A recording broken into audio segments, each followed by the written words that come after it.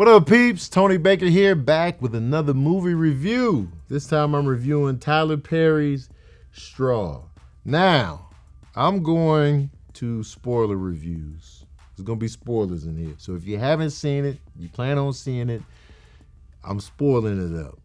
And then I'm going to give you the saxophones at the end. Kev, he was just like, yo, Tone, man, just give us the spoiler review. And I know y'all been saying it in the comment section for the longest. I've been just trying to do the regular reviews. But I'm going to do the spoiler review. That way I can fully go in on the stuff I watch. No holds barred. No restrictions. Straw stars Taraji P. Henson as a woman that is just down on her luck. She's a single mom. Everything is just a series of unfortunate events that keeps happening to this woman to where she reached her breaking point, her last straw at a bank, and it's just like, I need to cash this check. And then it's like a bank robbery going wrong. Normally, I'm not the biggest fan of bank robbery, hostage type movies. They stress me out. John Q, Dog Day Afternoon, The Negotiator. Good movies though, good movies. But I just be stressed. I'd be sweaty in the armpits. It'd be a lot of emotion, you know what I'm saying? It'd be a lot going on. You gotta have your soul together to come in movies like that. So when I saw the trailer for this, I was just like, I don't know, man. It looked like pure emotion. And you know Tyler Perry.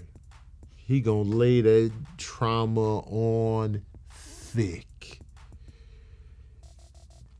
Tyler Perry has a jar of trauma butter in his cabinets.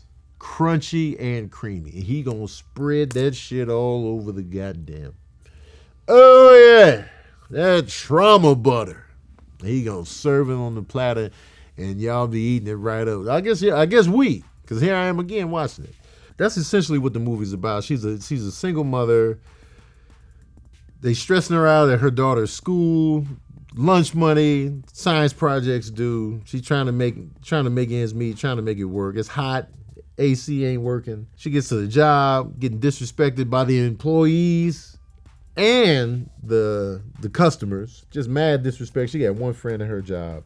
One thing keeps happening after another. It's just like her daughter was like, they said I got to pay the $40 for the lunch. She's just like, she told you that in front of the students? Yeah, you know what I'm saying? And like, so she's trying to get the $40 up there to her daughter for the lunch. And then her boss, played by Glenn Turman, is like, what the hell you doing, man? Get on the registers. He's like, and you know Tyler Perry, he gonna write his characters super mean, super aggressive, super just like, yo, why are you this mean at work, man? I don't give a damn about your kid. I need you on that register. I just need to go turn the money in real quick. Nah, man.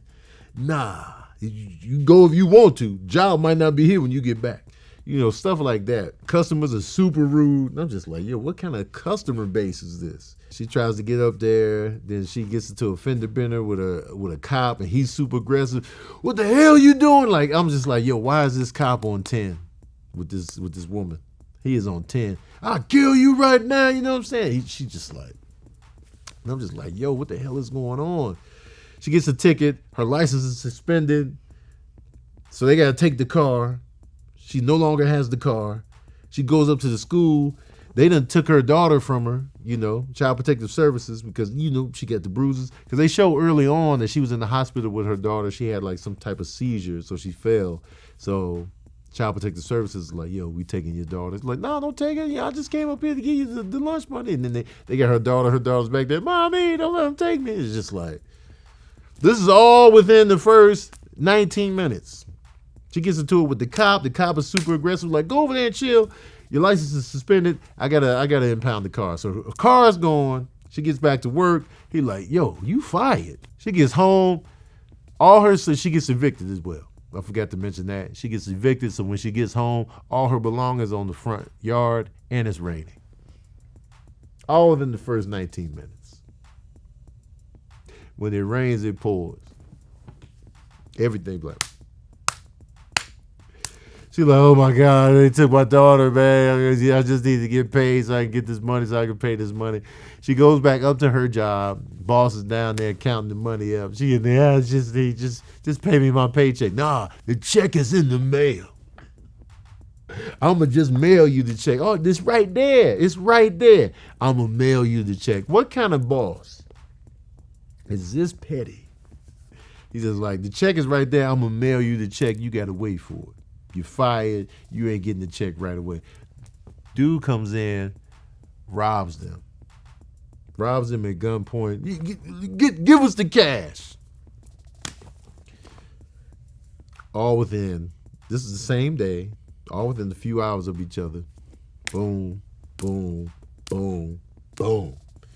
She ends up fighting with the robber, you know what I'm saying? All hell breaks loose. She ends up shooting the robber. Like, oh, shit. He's like, oh, you was in on this robbery. That's what her boss is telling her. You was in on it. He said your name when he came up in here.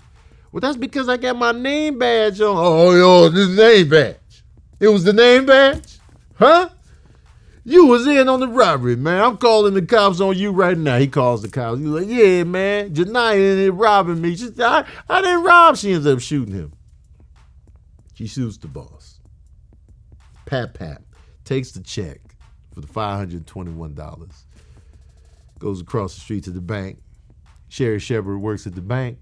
She was already in there earlier trying to get some stuff handled. She couldn't withdraw the $40 that she needed to give her daughter because she had insufficient funds. So it was just like, so she went back over there to cash the check.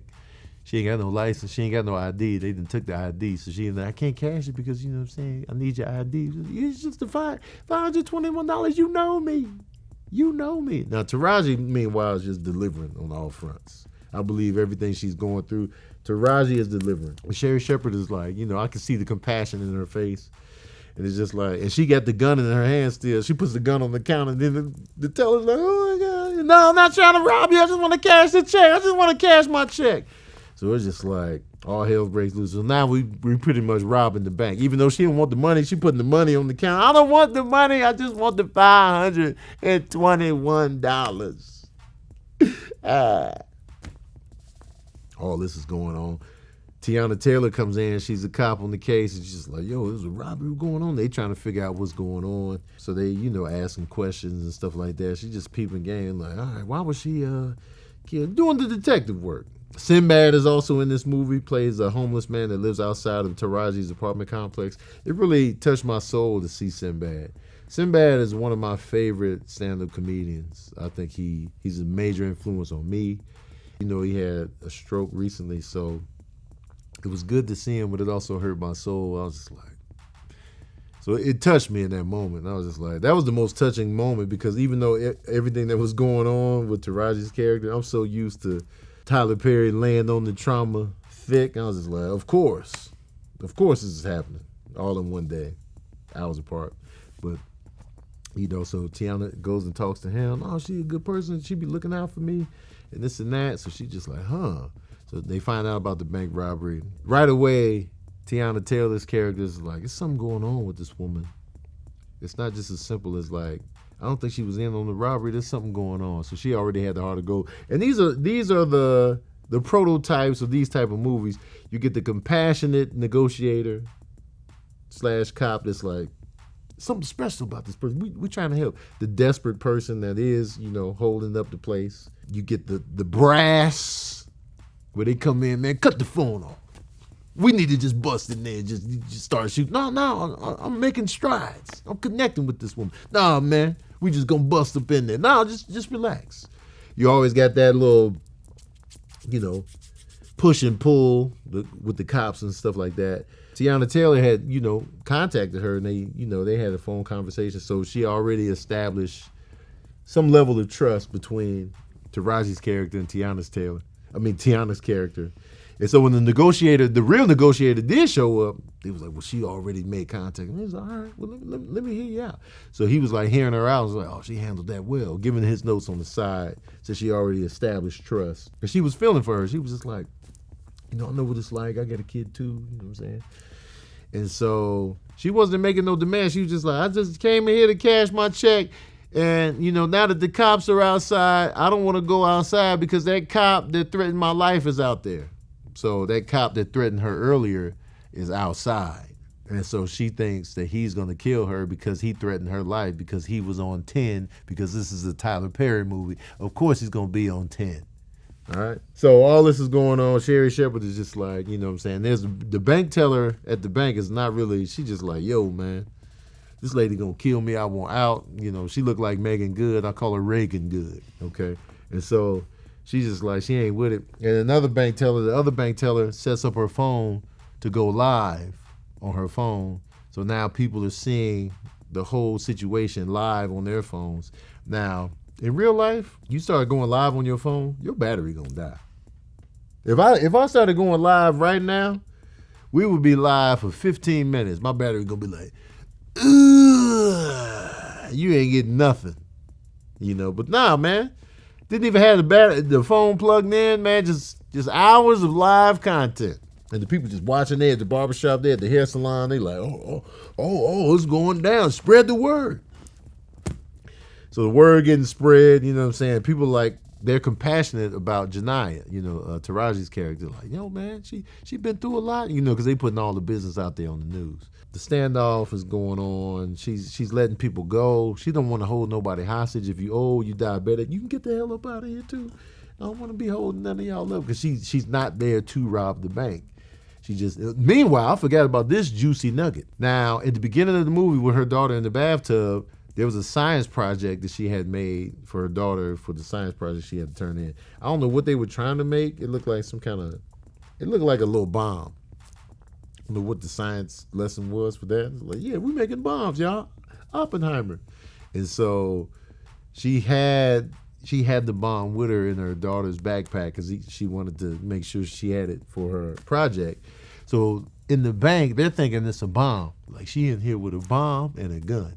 It's just like, mind you, Taraji has no clue that they think it's a bomb. She just got it in the backpack, which is a see-through backpack, conveniently see-through. They can see the bomb lighting up. It's a bomb. She gonna blow us up. So we dealing with all that too. But, Sharon Shepherd is super compassionate. She's just like, yeah, you know what I'm saying? And Taraji's feeling the weight of everything. She's just like, yo, just take care of my daughter when they take me to jail. Because I ain't got nobody. What about you got family? My sister, she can't go over there. She can't go over there. Just can you? And Sharon Shepherd was like, well, all right, I got to ask my husband. But, in real life, she probably would have been like, I don't know, man, my husband. Because imagine you the husband. Your wife go to work. She come back with a kid with her. Like, who the fuck is this? Oh, this is her daughter robbed the bank. I mean, her mother robbed the bank earlier today, so we just gonna hold it down. Like, y'all gonna include me in the decisions, man? I thought we were just having hamburger helper tonight. Who is this kid? Mind you, all this is going on. The public they showed up to the bank. They got their signs up. They rocking with her, you know what I'm saying? And so she got the whole, the people on her side. The FBI comes in. The FBI always going to come in. Every time the FBI come in, all right, shut everything down, man. We're in charge. Now, you always got that beef between the feds and local law enforcement every time. So we got those tropes in there as well. Like, nah, man, you done talked to her long enough. Let's just go in there and start busting heads, man. We're in charge now. All right? So you got that whole back and forth between Tiana Taylor's character, her superior, played by Rockman Dunbar, who's having her back, and then the feds coming in. Feds coming in super heartless, super just like, That's the thing about Tyler Perry, man. He just be like, nah, man, zero nuances. This FBI, he coming in to shut the party down, man. Just bloodthirsty. So you got that whole push and pull happening outside of the bank. Inside, Janiyah's just like, I don't want to rob nobody. I just want to cash this check. I just want to get my daughter back. This, that, and the third. So they finally sorting it out. So cut to, fast forward, the teller, Reagan Good, was like, yo, the bomb is fake, because they find out it's just for a science project. The bomb is fake, and she got one gun. So now the FBI was like, yeah, man, we going in there, man. We bust. I told y'all, we could have been up in there. She gets on the phone again. It's her mom. Her mom was like, yo, why you robbing the bank down there, man? What the hell you got going on, man? I got to get, Aria back. They took her from me. And she's like, yo, Aria died. So it turns out, Aria was dead the whole time. She had died the day before, and Taraji's been navigating through life not knowing that her daughter died. So she been talking to herself. She went to the school, so they showed the flashback of her dropping off her daughter to school. Nobody's there, and she's just like, and the teacher at the school is just like, The hell? You know what I'm saying? So she was navigating through life. So none of that actually existed in real time. Her daughter had passed away from a seizure. And so that was the plot twist. It was like, yo, her daughter passed.